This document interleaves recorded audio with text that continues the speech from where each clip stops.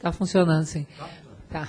Bom, gente, vamos agora abrir um pouco para perguntas, para comentários, enfim, para levantar aqui um pouco as discussões. Eu acho que a gente tem a oportunidade de ter esses dois grandes profissionais aqui que, na verdade, vão bater uma bola muito boa nas perguntas e na discussão que vocês propuserem. E, então, a palavra está aberta a todos. Meu amado mestre, quer perguntar? Pronto, é.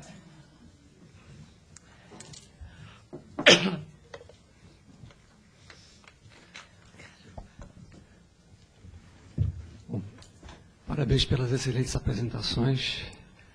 É muito bom ver você de volta aqui, Temporão. Muito bom ouvir o meu ex-professor Castiel e a Vera, nossa companheira aqui dessa disciplina, dessa sessão. Na sua apresentação, Temporão, eu fiquei...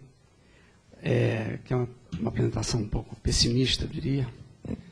Eu sei que você não é pessimista, mas a sua apresentação me pareceu que foi, pelo menos no tempo que você teve para falar para a gente, eu acho que você fez um recorte um pouco pessimista. E eu fiquei pensando que, quer dizer, muitas dessas coisas, desse quadro que você pintou, ocorrem num momento de melhora aparente de alguns indicadores sociais, né? Então, parece que tem aí uma contradição aparente, né? Quer dizer, eu não sei se queria pedir uma reflexão toda sobre isso, né? Se é uma questão, se é um preço a pagar por um modelo de desenvolvimento que a gente tem, que a gente segue, né? Que a gente não criou, a gente segue. E a segunda questão é se realmente é isso que eu falei, se foi um recorte pessimista, e se você não apresentou o lado otimista que você pode ter visto como ministro, como profissional de saúde. E está vendo agora até... Aliás, você trouxe, sim, um lado otimista, que foi no início da sua fala, e foi o seu convite para ir à China, né? E essa contradição é que foi a única parte otimista, né? Talvez você tenha outras para falar para a gente. Acho que sim.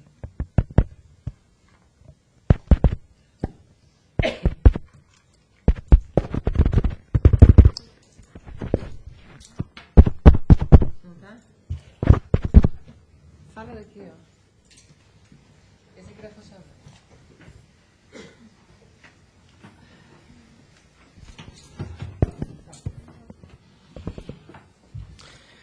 Bom, eu não quis ser pessimista. Eu acho que foi mais ter embarcado um pouco na provocação do tema e tentado, talvez... eu gostei muito do que o Castiel colocou, quer dizer, talvez... eu não me ative muito, digamos assim, ao que você coloca dos avanços. Por exemplo, quando você pensa nos avanços, eu diria que os avanços hoje estão muito mais relacionados a um conjunto de políticas sociais, de macro questões, do que especificamente em relação ao campo da atenção à saúde. Eu diria que a saúde pública brasileira é um caso de sucesso, mas a atenção individual às pessoas é um problema complexo, né? Mas, na realidade, o que eu busquei foi trazer, digamos assim, material para aumentar a combustão, no sentido de pensar, aproveitando, por exemplo, aqui a tua dica, e transitando um pouco pelo que a Vera falou e o nosso amigo falou, eu diria que, por exemplo, queria chamar a atenção para alguns outros aspectos, para ser mais pessimista talvez um pouco.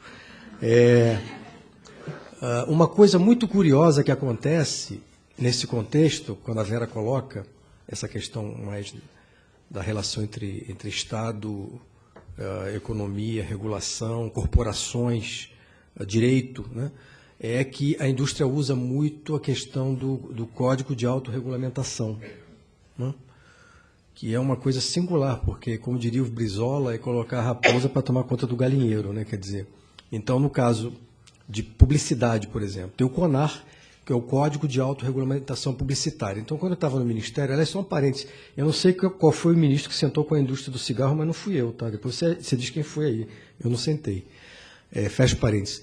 O pessoal do CONAR foi me procurar. porque eu estava contra a propaganda de cerveja, e eles queriam um acordo, né? Não, mas meninos, nós temos aqui o nosso código com 708 artigos, 500 alíneas e muito rigoroso e tal. Quer dizer, é uma estratégia simplesmente de dar continuidade a um processo político definido pelos interesses da indústria e que não atende, evidentemente, E eu acho ruim que o Estado aceite esse tipo de organização como fator de regulação, como instrumento de regulação. Uma outra questão que eu achei muito interessante que apareceu aqui foi essa coisa, no fundo, nós estamos falando de uma dualidade entre consumo e privação, né? Ou você consome ou você se abstém de consumir, quer dizer, é uma coisa meio complicada. Vitamínicos, por exemplo. O Brasil talvez seja o maior mercado do mundo, ou o segundo maior mercado do mundo de vitamínicos para prevenir coisas que não são preveníveis por vitamínicos. Quer dizer, exatamente é um mercado gigantesco. O Luciano Huck faz propaganda na televisão do tal de Centrum, não é isso? Que não presta para nada aquele troço. Aquilo ali custa R$140 um frasco, R$150. E quem consome, tudo bem, quem pode pagar por isso, mas eu diria que talvez pessoas que nem podem pagar por isso estão consumindo porque o Luciano é um cara importante e tal, ele faz casa para as pessoas, conserta carros, né? Sei lá. E aí, bom... voltando à Ritalina, por exemplo, né? Exatamente a Ritalina, eu tenho a instituição escola. Então, eu não questiono a instituição escola, né? Eu não questiono se a escola é chata, se a escola hoje não atende às necessidades e interesses da garotada, né? Então, o aluno irrequieto na escola, bom, tem a família, que tem que ser pensada junto. Eu não penso nem na família nem na escola, eu penso na criança, eu individualizo aquela figura e penso, bom, o risco dessa criança vir a desenvolver problemas, não ter progressão adequada na escola e tal, é tão grande que aí eu dou Ritalina para ele ficar mais calmo e poder suportar aquela escola totalmente equivocada, aquele professor chato, aquela abordagem pedagógica lamentável, etc, etc. Eu diria que nós estamos falando aqui um pouco, continuando, não sendo pessimista, mas eu estou aqui no ambiente acadêmico, acho que nós temos que refletir um pouco sobre essas contradições todas. Nós estamos diante de um novo higienismo prescritivo. Eu nunca me esqueço, na OMS, a nossa querida OMS, eu estava participando de um evento lá, e era uma discussão sobre prevenção das doenças crônicas não transmissíveis, né? E isso tem muitos anos. E me impressionou um momento lá que era uma pesquisadora, uma senhora, uma pesquisadora da Noruega, um país nórdico, né? Que foi fazer uma apresentação sobre a importância de você consumir diariamente 5 porções de frutas, legumes e verduras. Mas ela vociferava de tal maneira aquela prescrição que eu imaginei, de repente, como seria um mundo com 5 porções apenas de frutas, legumes e verduras. Quer dizer, seria melhor morrer, ou cometer araquiri, exatamente.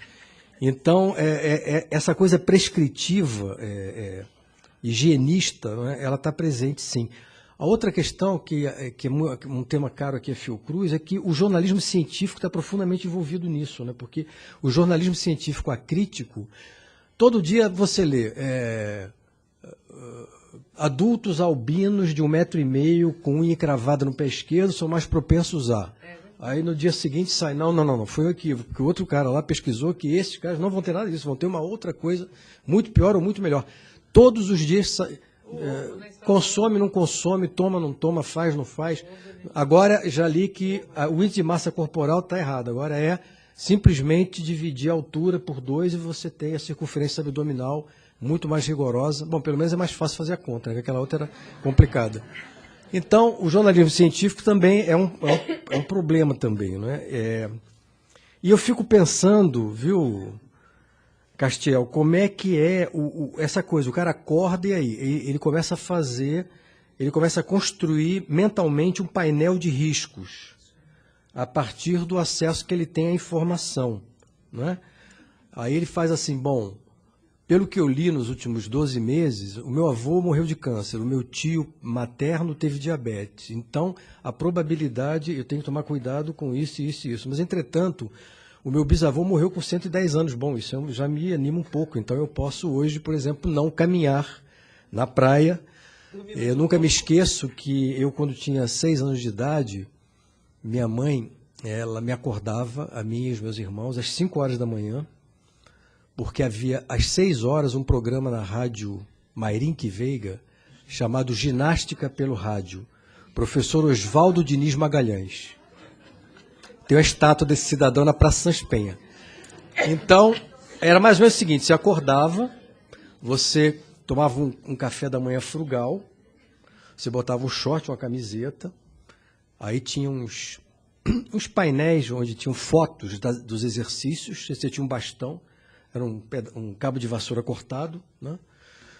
E aí, era um cidadão que tocava piano e esse é Oswaldo Diniz Magalhães. Aí, bom dia, rádio ginasta. 5h30 da manhã, você ferrado, né? Abram a janela, minha mãe abria a janela. Agora respire o ar puro. E eu, puta que pariu. Bom, 8, 9, 10 anos. E aí, você terminava aquelas 45 minutos de ginástica, de alongamento, calistênica e tal, tomava um banho gelado para ir para a escola e tal. Eu não sei qual foi a influência disso nos riscos que eu carrego comigo até hoje, mas de qualquer maneira. Você virou ministro. Foi um certo trauma, eu cheguei, Isso eu cheguei a ministro. Isso responsável para você ser ministro. Certamente. Bom, veja, Camacho, não se trata de pessimismo. Eu acho que são dimensões distintas, né? Uma coisa é quando você, por exemplo, se a discussão aqui fosse sistema de saúde brasileiro, tendências, perspectivas e possibilidades, eu ia falar uma coisa completamente diferente, né? Mas aqui se trata de analisar um determinado mal-estar dentro da sociedade, onde a questão da medicalização, da riscofobia, do complexo médico industrial, das grandes corporações, aí sim, eu sustentaria o meu pessimismo, que é que eu acho que há um vetor negativo nesse processo cultural, né, da construção de uma consciência sobre a questão da saúde. Isso, para mim, é claro. Quer dizer, basta você conversar com as pessoas com quem você trabalha, com quem você convive, para você perceber que há cada vez mais uma visão sobre saúde pública e medicina, que olha para tecnificação, que olha para falsa sofisticação, né? Eu acho que esse é um processo, ele é muito complicado. Eu diria que as estratégias mercadológicas, elas constroem hegemonia, e os instrumentos que você tem dos governos, das ONGs, enfim, de outros atores políticos que transitam nessa arena, não são suficientes para você. Eu vou te dar um exemplo prático disso, né? A nova classe média e o futuro do Sistema Único de Saúde. Quer dizer, então, nós temos hoje no Brasil, na Constituição Federal, a saúde é um direito, está aí o Sistema Único de Saúde, 25 anos de construção do SUS, com sucessos inquestionáveis. Mas, por outro lado, você tem um fortalecimento gradual, basta ler os artigos da Lígia Bahia no Globo, um fortalecimento cada vez maior do setor privado dentro do sistema de saúde brasileiro. O mais interessante desse processo é que, de um lado, você não encontra nenhuma voz, nem no Legislativo, nem no Executivo, em lugar nenhum, que defendam o fim do SUS. Não, todos defendem o fortalecimento do SUS. Entretanto, o Legislativo legisla para que o SUS continue fragilizado financeiramente e se enfraqueça. O Ministério da Fazenda toma medidas de renúncia fiscal e subsídio ao setor privado que tira recursos do sistema público e coloca no setor privado. Vende-se uma imagem de que faz parte do processo de ascensão social ter um plano de saúde privado. Há uma visão vendida pela grande mídia de que a saúde pública é uma coisa para pobres e que se eu sair da classe D e E para a classe C, ora bolas, eu vou ter que comprar um plano de saúde que, aliás, a Caixa Econômica Federal, que é um banco onde o Estado é sócio, está vendendo plano de saúde fajuto simplificado, que nós sabemos o que é. É um plano de saúde que vai até ali e dali para lá vai cair no Sistema Único de Saúde subfinanciado. Então, eu diria que nessa dimensão, né, aí eu poderia também ficar falando aqui da minha alegria de que em 10 anos o Brasil reduziu pela metade a mortalidade infantil e hoje nós estamos com a mortalidade infantil já em 15, talvez até abaixo de 15. Mas são dimensões distintas. O meu pessimismo racional, eu diria que se coloca mais nesse processo de construção de uma visão, de uma consciência coletiva que fragiliza a visão da saúde como um bem, do papel do Estado, da saúde pública como algo a ser defendido pela sociedade como um bem permanente, como o é no Canadá, como é na França, como é em vários países. Eu diria que a gente aqui não tem esse processo. Isso me preocupa, porque também as novas gerações que não viveram, gerações de profissionais de saúde, que não viveram a reforma sanitária, que começam a se formar num outro contexto, jovens médicos, então se formam num contexto onde é que dá para ganhar mais dinheiro? Com máquina. Então eu não vou fazer clínica médica nem pediatria, eu vou fazer medicina intervencionista, cateterismo e tal. Não sei se hoje eu estou mais pessimista, mas enfim. Bom, Paula, pode falar. E se apresenta também, que tem gente que não te conhece aqui. Paula Jones, eu trabalho com controle do tabagismo, primordialmente, na perspectiva da sociedade civil, então eu sou uma das que fico batendo no governo para as coisas acontecerem. Obrigado pelas apresentações, muito interessante, achei extremamente provocativa, interessante no bom sentido. Eu compartilho muito com o pessimismo do Temporão com relação a esse fortalecimento do setor privado na definição das políticas públicas, né? Aí, assim, achei extremamente interessante todas essas reflexões sobre a questão do risco, e cada vez mais, se pensar no filminho do INCA, que está fortemente ligado à questão do comportamento individual, vai acontecer isso, aquilo, outro. Por outro lado, você tem o setor privado aí com uma força de publicidade e marketing absurda em todos os setores. Então, você de fato tem essa tensão na sociedade e o Estado tentando fazer com que a pessoa assuma menos riscos. Do outro lado, esse ator privado aí atuando sem regulação, sem menor controle. A indústria do tabaco é uma que hoje é regulada, mas as outras não são reguladas. E eu vejo cada vez mais essa interferência dessas, que a gente está falando de setor privado, eu não estou falando do empreendedor, não estou falando do dono do botequim da esquina, a gente está falando de um contexto em que são menos empresas controlando todos os negócios, né? Você entra num supermercado hoje, são 4 grandes empresas que controlam todos os milhares de produtos que estão ali dentro, ou seja, isso eu acho assustador. Eu acho assustador abrir uma revista e ver lá o programa Emagreça Brasil, com o logo do Ministério da Saúde, com patrocínio da Coca-Cola Light. Eu acho isso, sim, extremamente assustador. Eu acho assustador entrar num fórum de discussão das doenças crônicas não transmissíveis, embora seja tudo todas baseadas no comportamento individual, reforçando o risco. Se você se comportar assim, você vai ficar com essa doença. E, ao mesmo tempo, quem está sentado na mesa discutindo é um diretor da Coca-Cola. Quer dizer, então, isso é gravíssimo. Então, o que a gente faz, que tipo de política pública a gente pode adotar para lidar com esse desafio, para lidar com essa ameaça? Eu acho que o tabagismo, não quero nem entrar no mérito de mais de advertência, isso, assim, mas tem várias políticas do tabagismo que eu acho que, sem dúvida, são extremamente bem-sucedidas e que não são as políticas que tratam de comportamento individual. Eu não acredito em política de comportamento individual, eu acredito em política que trata do contexto em que aquilo é possível na sociedade. Então, para mim, ambiente livre de fumo não é comportamento individual. É a questão, num ambiente fechado não se pode fumar. Preço e imposto não é comportamento individual. E essas políticas funcionam. Quer dizer, que lições talvez que o tabagismo possa trazer para outras áreas da saúde pública, que a gente não fique com esse blá blá blá de não faça isso, faça aquilo, coma isso, coma aquilo outro, não coma isso, que a gente não fique nessa loucura desse tipo de informação. Acho que esse é o grande desafio. E eu acho que as pessoas têm muito pouca ciência do que está acontecendo, seja por causa do editorial na Veja, né, ou das matérias que saem na Veja, que a grande maioria tem um serviço de assessoria por trás, via de regra ligado a um grande setor econômico. Então, como lidar? A pergunta. Eu? Olha, eu prefiro responder a pergunta do Camacho. Vou te dizer por quê. Porque, em geral, essa história de pessimista é comigo, não é com o Temporão. Então, eu vou até manifestar minha estranheza de você não ter me colocado como pessimista, quase mágoa. Hã? Não, mas aí é fatalismo. Não, eu só posso te dar razão.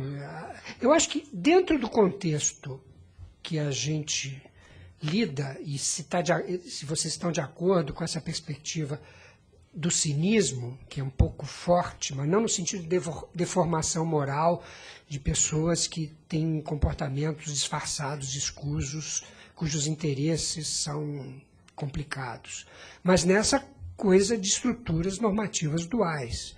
Se a política pública tem condições de produzir efetividade sob essa perspectiva que você está apontando, eu só posso aplaudir e que se continue, mas que permanece sendo um enfrentamento inglório, eu acho que permanece.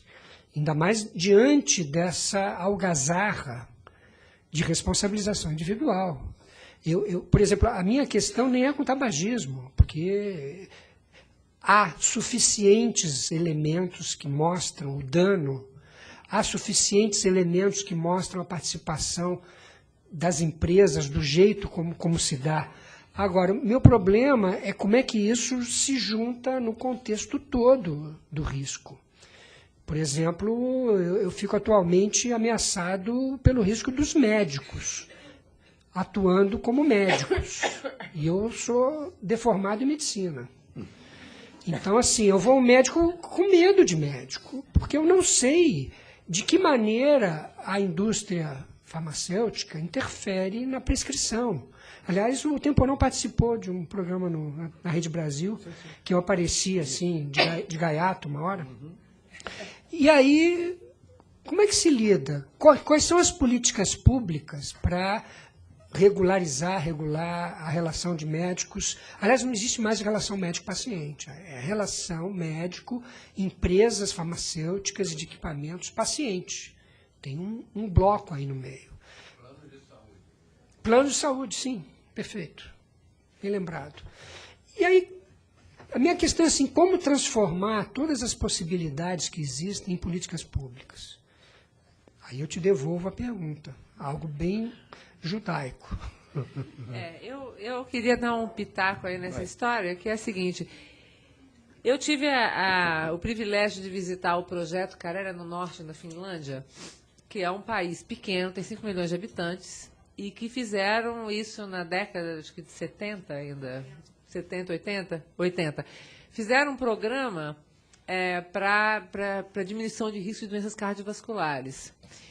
E o programa, na verdade, ele era muito mais baseado nas políticas públicas do que nas políticas individuais. Então, por exemplo, eles fizeram um estudo para conseguir um porco, que eles comem muito, geneticamente modificado, que tivesse pouca gordura. Mas é gostoso? E aí, gostoso. E esse porco era o porco que a população começou a comer. Eles começaram a subsidiar geleias, porque o finlandês comia muita manteiga. E a população começou a substituir geleias baratas, no mercado começou a substituir a manteiga pela geleia. Então, na verdade, eu acho assim que é um olhar sobre isso, né? E eu acho assim que falta muito do ponto de vista, eu acho que na questão do tabagismo, eu acho que o tabagismo é um caso extremo, digamos assim, porque, na verdade, você consegue identificar muito claramente o risco e consegue muito tirar um pouco isso do caminho do indivíduo, da sociedade, do coletivo. Coisa com comida, você não tem como tirar a comida do coletivo, da sociedade, né? Então, é muito mais difícil, eu acho que essa dualidade é muito mais complexa. Então, para você abordar o coletivo e não falar para o indivíduo como um prato colorido, etc., é um pouco mais complicado. Mas eu acho que isso requer uma coisa que geralmente as políticas públicas não avançam, que é a multissetorialidade. Porque você tem as políticas do Ministério da Agricultura, do Desenvolvimento Agrário, etc., elas têm que sentar com a saúde e conversar e assuntar, entendeu? Vão privilegiar na verdade, subsídios de frutas, legumes, verduras. Quanto que custam as frutas e legumes para a população mais pobre, entendeu? São todas caríssimas, quer dizer, é perverso mesmo, é cínico você falar para o indivíduo que mora num lugar que não tem acesso a isso, no interior do sertão do Maranhão, por exemplo, que é muito pobre, para o indivíduo que ele tem que comer fruta, legume, verdura, prato colorido, quando, na verdade, você não tem nenhuma política social, né, que garanta a esse indivíduo o acesso e o poder de compra, né, ou preços, enfim, razoáveis. Quer dizer, eu acho que o pessimismo é porque, na verdade, na minha cabeça aqui, eu acho que o desafio é muito maior, porque é um desafio que sai do setor saúde. Eu acho que a gente está sempre muito acostumado a lidar com a saúde, dentro da saúde, e achar que as soluções estão dentro dela. A gente, como médico, também acho que é muito onipotente, acha que a gente tem o dom do bem e do mal. Eu acho que essas questões, elas saem muito do setor saúde. E eu acho que enquanto você não tiver, na verdade, políticas públicas articuladas com esses diversos setores, entendeu? Você dificilmente vai conseguir abordar, porque a indústria é muito mais forte. E eles têm um objetivo muito claro, que é lucro. E fim de papo. O governo não tem o objetivo da saúde pública, ele tem o da saúde pública, ele tem o da segurança, ele tem, enfim, tem 500 objetivos e uma sociedade extremamente complexa, com forças e poderes, né? Então, na verdade, eu vejo muito por aí. Bom, otimista agora.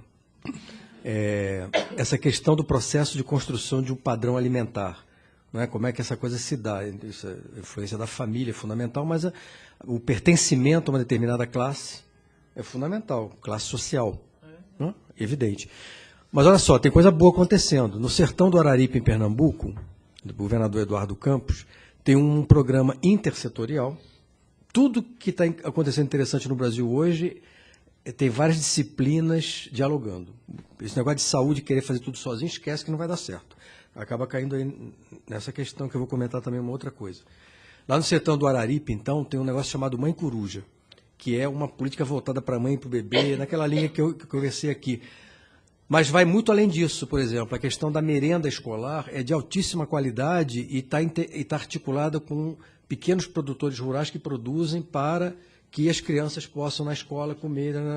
Quer dizer, tem uma série de experiências como essas no Brasil acontecendo. Então, isso aí é um bom exemplo de uma política integrada que envolve saúde, educação, agricultura e outras, habitação, etc, etc, etc. Muito interessante, né? Eu estava só lembrando uma coisa que o Castiel falou, que é a questão do... Tem também uma questão aí dos liberais puros, né? Bem exemplificados pelo Sardenberg e pelo Demetrio Magnoli, que, por exemplo, estavam vociferando outro dia nos jornais contra a decisão da Anvisa de não permitir a venda de medicamentos de venda livre em supermercados. E o argumento é que isso vai contra o indivíduo, a decisão individual. Ora, nós não somos crianças. O argumento é assim, nós não somos crianças, a gente sabe escolher um antitérmico, um analgésico, um anti-inflamatório. É um disparate isso, né? Mas é, digamos assim, a ignorância liberal em toda a sua pureza maior, expressada por esses dois baluartes do liberalismo. Isso tem até uma expressão boa, que é a ignorância bem informada. Exatamente, formadíssima. Bom, mais alguma pergunta?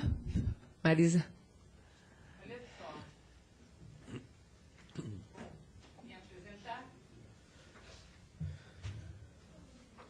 Só os velhos aqui me conhecem. Desculpe a palavra, mas eu sou velha por isso.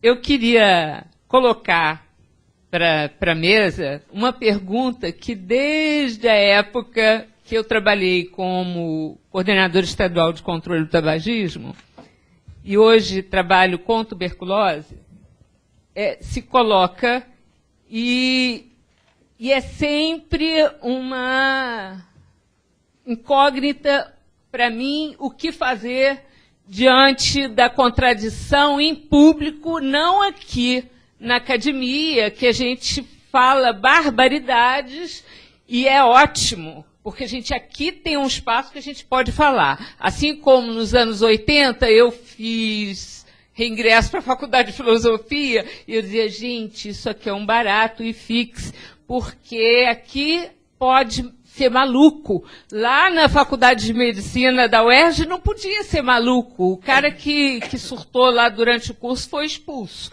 Mas lá no IFIX eu acho que ainda pode. Mas me chamavam que eu, na época, fazia o controle do tabagismo, já me chamavam de fascista. E hoje, com a tuberculose, que veio uma colega horrorizada, Marisa, acabo de vir, eu trabalho com dados epidemiológicos, então eu não vou a campo de um modo geral. E o que as colegas horrorizadas, o que eu faço?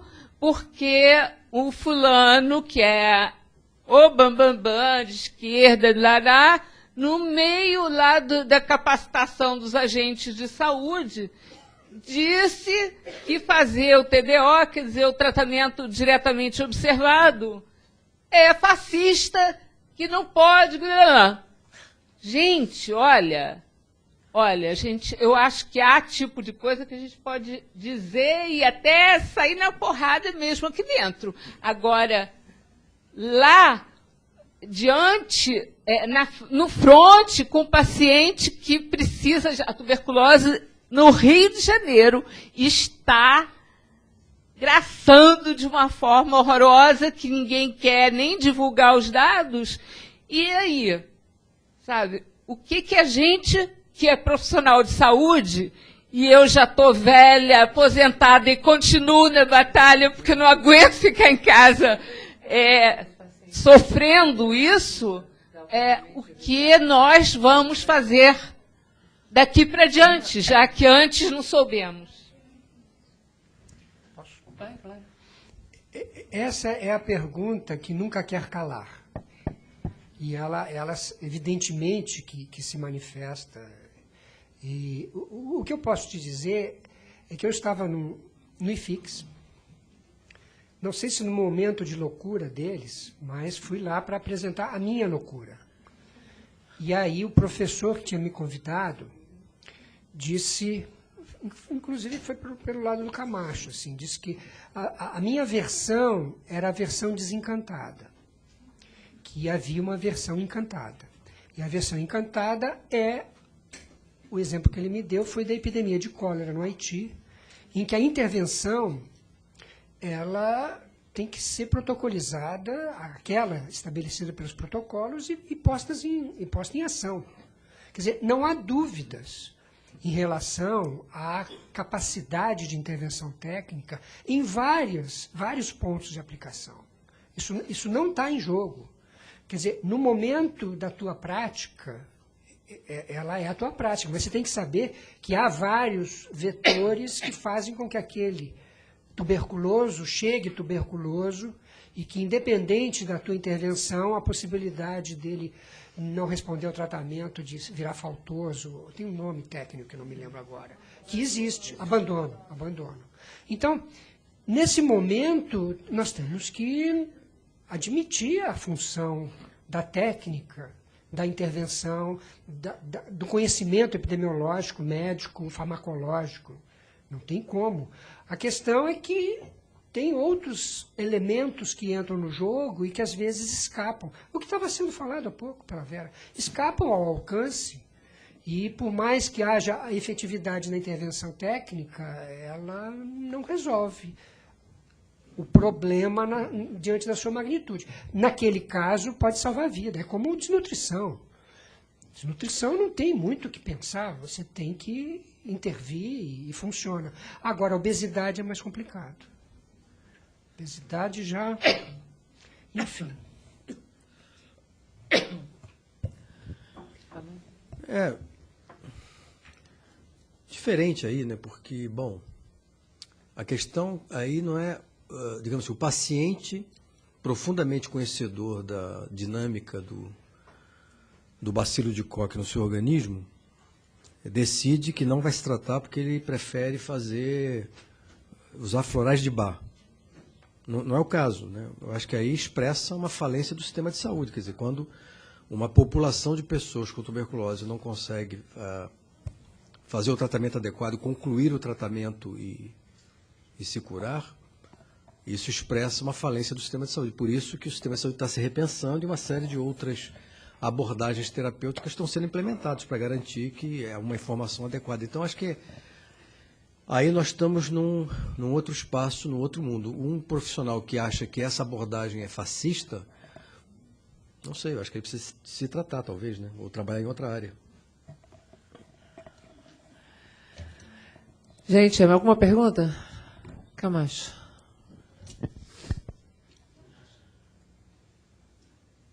Já me fez uma provocação como chefe de departamento, eu vou devolver. Você nem é provocador. Não, mas é que, quer dizer, eu vou te propor como chefe de departamento que a gente faça estudo de risco, risco do risco, meta-risco, né?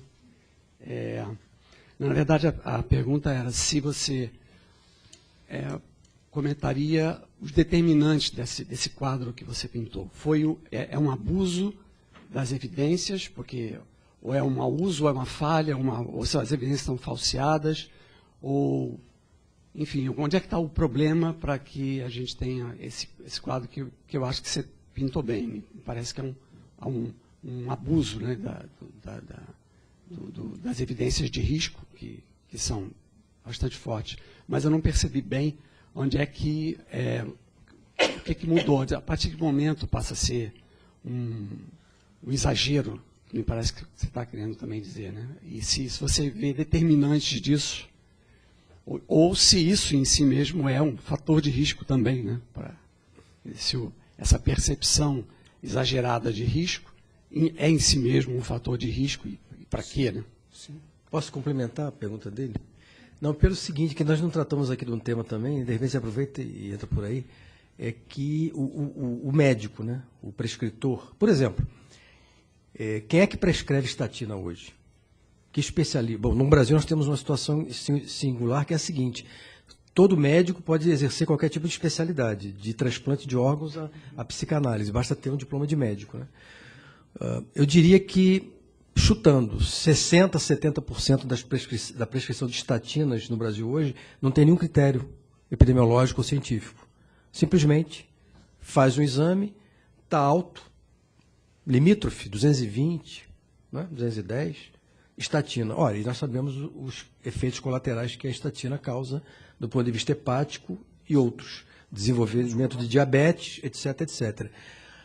Só para refletir, nós acreditamos que a qualidade da prescrição desses e de outros medicamentos no Brasil obedece a uma racionalidade técnico-científica e uma visão de saúde pública adequadas? Eu tenho sérias dúvidas. Camacho, assim, em primeiro lugar, tem uma questão no modo de construção do conhecimento biomédico, epidemiológico, que parte de premissas, eu introduzi rapidamente, que complicam um pouco a possibilidade de você ter uma espécie de adesão total aos resultados dos estudos. Aliás, coisa curiosa, como você vê a retórica da ciência, da epidemiologia, nós somos do tempo em que os resultados dos estudos se chamavam achados. Deixou de ser. Virou evidência. Porque evidência tem um teor que salta aos olhos. E diante das evidências, das provas, não há como recusar. Então, tem vários pressupostos que não são discutidos nos cursos de metodologia e que a metodologia vem como a possibilidade de você construir um conhecimento fidedigno que tenha uma relação com o que existe. E pressupostos não são discutidos. Por exemplo, a ideia de realidade subjacente, como se a realidade fosse anterior, fosse unívoca, fosse definível e fosse independente da gente. E dependendo das situações, isso não ocorre. Bom, o problema, assim, é que as evidências de um estudo e, no limite, as meta-análises, porque a meta-análise aí é a palavra definitiva. Nem problema, nem são as evidências do estudo, é na hora que vira meta-análise. Na hora que virou meta-análise, dançou. Aí não tem jeito.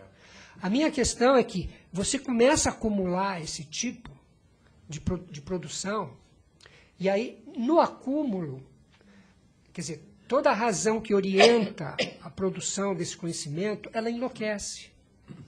Ela começa num processo de proliferação e acaba trazendo embutido uma espécie de legitimação ética, porque assim, isto é o melhor, isto é o correto, isto é o bom. E aí a gente não tem para onde correr. Não tem. Então, a minha impressão é,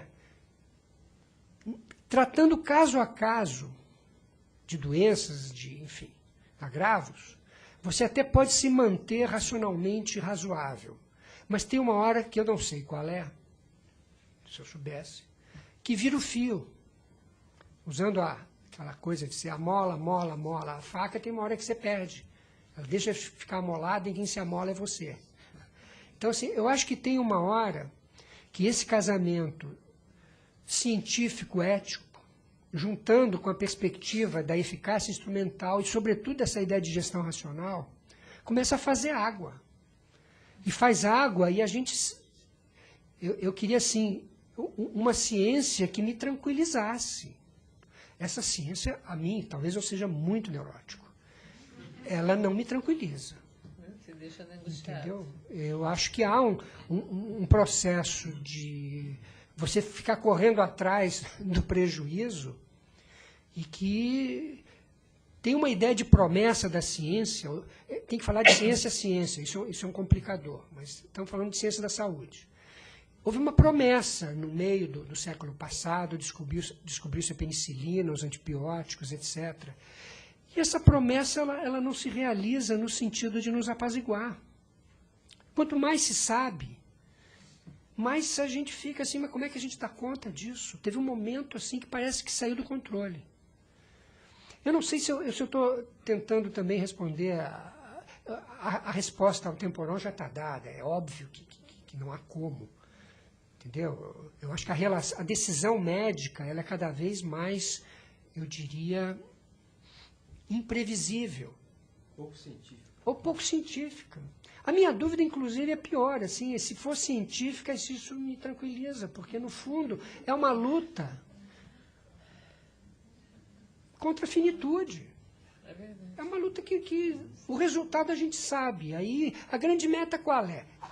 Quem dá mais? 100 anos está bom? Quantos vocês querem mais? 120? E aí? Tudo bem, ninguém quer ter o encontro, né?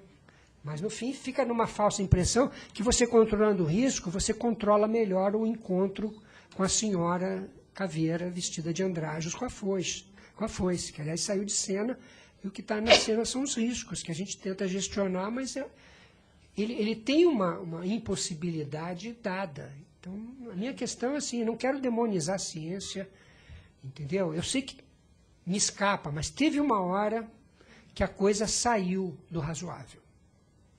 E eu acho que nós estamos convivendo um pouco nesse contexto. Eu acho que, de uma certa forma, a história do ovo, vocês se lembram que há mais ou menos uns 10 anos atrás o ovo era o grande vilão que não se devia comer ovo, que etc, etc. E agora já está liberado o ovo de novo, né? Então, eu acho que também, além do que o Castiel falou, eu acho que a gente... Porque essa coisa da ciência é uma coisa muito complicada, né? Enfim, você, na verdade, tomar a verossemelhança por verdade, né? Que é o que a gente faz na prática, né? É muito, muito complexo, porque você, na verdade, embarca num barco furado. E eu acho que essa coisa da exposição, quer dizer, quando você... Uma coisa, eu penso assim para mim, por exemplo, uma coisa que eu faço do ponto de vista de saúde pública, outra coisa são as minhas opções pessoais de vida, como Vera. Então, eu entendo perfeitamente o que o Castiel quer dizer do ponto de vista da própria ansiedade que isso tudo gera. Porque, na verdade, não são conhecimentos baseados em evidências, mas evidências muitas vezes truncadas, muitas vezes manipuladas, muitas vezes compradas. Então, na verdade, a gente não tem nem noção exatamente de onde é que essas informações... Então, existe muito pouco ainda a prática de conflito de interesses dos profissionais declararem conflito de interesses, né? Então, a gente, na verdade, fica muito perdido no final das contas. E, claro que por interferência da indústria e do próprio poder regulador, a culpabilização cai sobre o lado mais fraco, que é o lado do indivíduo, né? Então, a culpa de fumar é do indivíduo, a culpa de beber é do indivíduo. E aí, quer dizer, eu acho que gerir isso tudo acaba gerando um fator de risco que é a ansiedade, né? A angústia de você fazer uma opção. E eu acho que toda essa coisa, esse gerenciamento desses fatores de risco, o domingo que você toma cerveja, a segunda que você fica realmente muito sério e toma conta da tua vida direitinho, do jeito que manda o Figueiredo, isso, na verdade, tira o foco da morte, coloca o foco no teu controle da vida. Na verdade, é de uma certa arrogância, de uma certa onipotência de você achar que o caminho não é mais ou menos um caminho, enfim, que existe um caminho biológico, né, nesse processo. Tem uma frase que eu li há pouco tempo do autor, que ele diz assim: cada vez mais temos uma relação profilática com o futuro.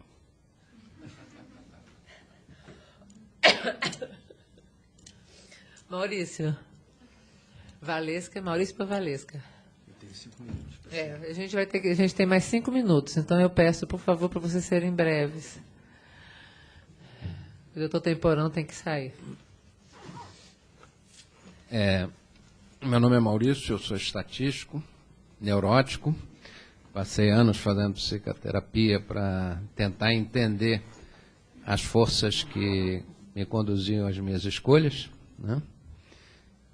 O fato concreto que eu estou achando aqui engraçado é que a gente demoniza a indústria, mas a indústria, ela compete, não compete? E nós não somos parte dessa indústria também? Nós não competimos com a indústria do conhecimento, do saber? Então, eu acho que essa coisa, quem tem a razão? Eu acho que aí é que o problema começa. Eu concordo plenamente com o que a Shell falou. A gente vive num processo de angústia e a gente está competindo e brigando nesse processo todo. E a gente pede ao governo para fazer uma ação, uma política, etc. O que é o governo?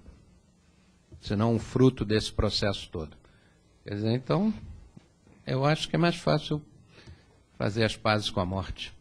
A gente vive o melhor. Valesca. Ele quer perguntar. Eu só que depois queria dar uma resposta rabínica para o Maurício.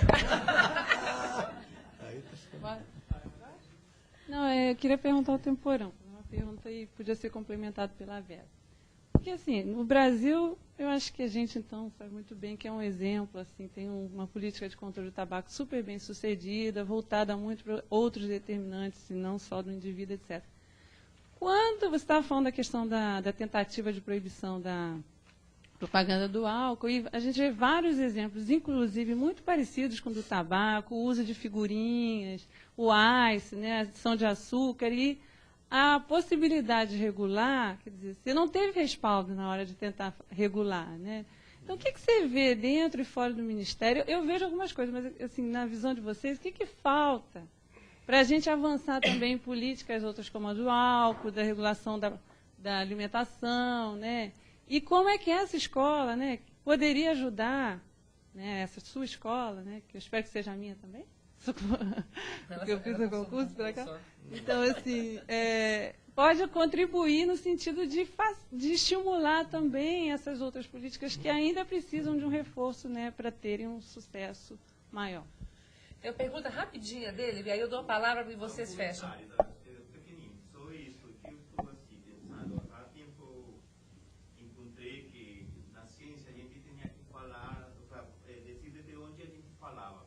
Mas hoje acho que a ciência tem que olhar onde é que ela fala, ou seja, onde é que ela fica.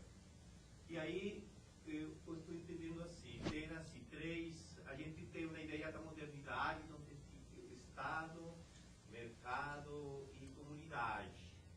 E toda a forma de regulação possível, e ética, e tem ciência e tudo isso. Mas hoje a palestra tem uma coisa muito legal, que falou assim, indústria, Estado e consumo.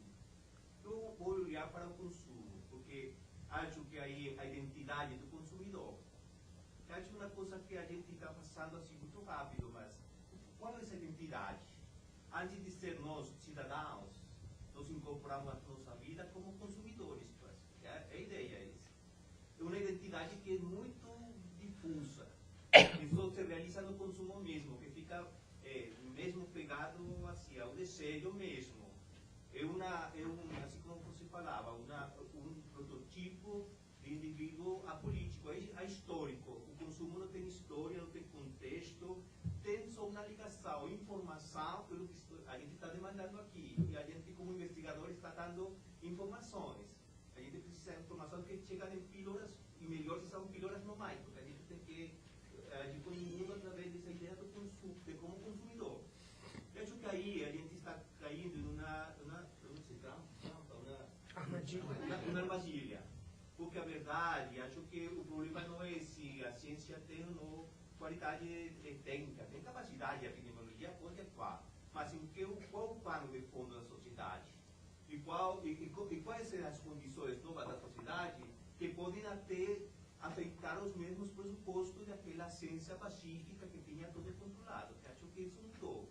Então, minha ideia é como pensar mais além de que somos só consumidores. Quando estamos falando de direitos, o que tem direito? O consumo de bens e serviços. Primeiro direitos. Então, temos uma situação muito difícil. Qualquer coisa que falamos, imediatamente pega ao consumo, como consumidores. E precisamos de informações. Acho que isso é muito precário para falar de o que somos como seres humanos. Acho que aí temos uma dificuldade enorme. Sim, é exatamente isso. Quer dizer, quando você olha esse processo político, onde eu me vejo não como um cidadão exigindo do Estado uma saúde de qualidade, mas sim como um consumidor que compra um plano de saúde, eu acho que é essa ruptura que se dá, ou seja, as relações mudam radicalmente, né? E o curioso é que, eu insisto, né, o que nós estamos vendo é um fortalecimento dessa visão de que eu quero ser um consumidor. É uma coisa meio, eu tenho chamado isso de americanização da saúde brasileira, mas eu acho que os americanos são mais sofisticados, aqui a coisa é mais complicada. Mas lá, os republicanos defendem, os liberais defendem radicalmente que esse negócio de saúde pública não tem nada a ver, quer dizer, cada um que se vire, quem tem dinheiro paga pela sua saúde, quem não tem morre, um pouco por aí, né? E aqui nós estamos, digamos, de uma certa forma, incorporando um travestismo dessa visão numa situação, de novo, de dubiedade, porque todo mundo sabe que, de uma certa forma, o sistema público vai ser fundamental para atender determinadas situações de patologia, mas o que vale é o mercado, a dinâmica do mercado que isso envolve. A questão do álcool, eu quero lembrar o seguinte, quando o Serra mandou o projeto de lei proibindo a propaganda de cigarro, ele queria proibir a do álcool também. Não passou. Aí botaram lá sutilmente o seguinte, a exceção seria permitido sim a publicidade de bebidas até 13 graus, Gay-Lussac. Ou seja, só ficou de fora uísque, cachaça, que era depois das 11 da noite. Tudo ficou dentro, né? As explicações são múltiplas, né? A questão do álcool como objeto diferente, socialmente aceito e uma série de questões. O poderio econômico, do que se envolve, né? De que maneira a indústria e a mídia, a grande mídia, trabalham os deputados para engavetar os projetos. Mas eu quero chamar, otimista de novo, chamar a atenção de que nós avançamos no seguinte sentido. Quando eu estava no Ministério, nós encaminhamos um projeto de lei, quando nós lançamos a política do álcool, que era um projeto de lei para proibir a comercialização, a venda de bebida em estradas. E isso foi para o Congresso e deu-se uma grande discussão, e o projeto de lei que foi aprovado foi muito melhor do que essa visão, que tinha sido a visão possível dentro do governo, veja. Né? O Congresso aprovou a lei seca, que foi um avanço muito mais importante. E agora o Supremo Tribunal Federal vai, com certeza, pelo que a gente está vendo, dizer que a exigência do bafômetro é constitucional e legal. Ou seja, todo mundo vai ter que soprar e dizer, para ver se consumiu bebida ao dirigir. Então, mas, por outro lado, contradição, continua um forte estímulo à publicidade, que é um instrumento de educação das crianças como futuros consumidores. E não passa no Congresso Nacional nenhuma medida. Na minha avaliação, hoje, esse Congresso Nacional, dominado por deputados ligados a religiões e coisas do gênero, e talvez o pior Congresso que nós tivemos em toda a história republicana, ele não vai aprovar nada que coloque qualquer tipo de restrição a essa coisa. Tanto que abriu uma exceção para que durante a Copa do Mundo se possa vender bebida dentro dos estádios, indo contra a lei do Estatuto do Torcedor, que era uma proibição anterior. Então, aí eu sou pessimista, no caso. Mas é um processo político, né? Você avança de um lado, mas do outro lado é difícil. A minha experiência pessoal foi de inviabilidade total. Não tragam isso para cá, porque isso não passa, porque se envolve 2 bilhões de reais por ano só em propaganda de TV e vai por aí afora. Mas será que não faltou um respaldo também, assim, talvez dentro do Ministério, assim uma coisa... Não, eu digo assim, uma rede mais constituída, assim, de apoio como existe no tabaco? A população gosta, se você for fazer uma pesquisa de opinião pública, ela acha legal essa propaganda de cerveja, aposto. É engraçada, entendeu?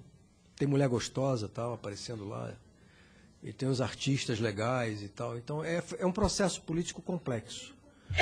E tem toda a discussão que a indústria sustenta de que isso é uma besteira, que a propaganda não influencia ninguém a beber ou deixar de beber.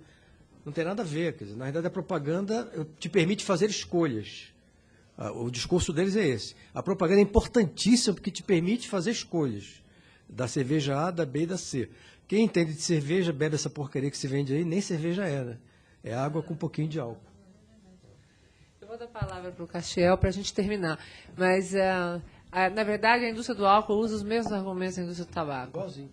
Mesma coisa. Como a indústria de alimentos também, de uma certa forma, usa. Castiel? Vamos lá, fica de volta. Não, eu acho que até a resposta rabínica perdeu a oportunidade, mas eu só queria dizer o seguinte, esse comentário em relação ao consumo, ele se aplica de uma maneira muito complicada na questão da assistência à saúde, especialmente para aquele que está no lugar de paciente e ele é tratado como consumidor. Isso quando ele pode, porque às vezes nem isso ele pode. E tem uma autora que faz uma distinção interessante, é que simultaneamente quem está nesse lugar de paciente tem que lidar com uma lógica da escolha, que tem que ser o mais bem informada possível, aí o médico vira um conselheiro clínico que vai apresentar as opções e nem sempre ele apresenta de uma maneira completamente neutra, e simultaneamente uma lógica de cuidado que nem sempre acompanha essa lógica da escolha do consumidor e que costuma ser até negligenciada e entra num certo antagonismo com a própria lógica do consumidor. A questão rabínica é simples. Um rabino estava ensinando a um aprendiz de rabino como atender casos de confrontos, né? Então, uma pessoa apresentou a sua posição, eu nem vou entrar no mérito, e aí o rabino disse para ele assim, você tem razão. O outro apresentou, o antagonista, a sua posição, e o rabino disse, você tem razão. Aí, o aprendiz, depois que saíram as pessoas, o aprendiz rabino disse assim, mas como é que o senhor está fazendo? Você está dando razão para os dois? E como é que fica? Isso daí vai ser assim? E aí ele disse para o aprendiz rabino, você tem razão. O que eu posso dizer a você já sabe. Você tem razão. Bom, gente, queria agradecer muito a presença do professor Temporão, do professor Castiel. Agradecer muito aos nossos alunos da disciplina, professor Camacho, que foi o coordenador da disciplina, professora Margarete, a todos os presentes, enfim. E tenham uma boa noite.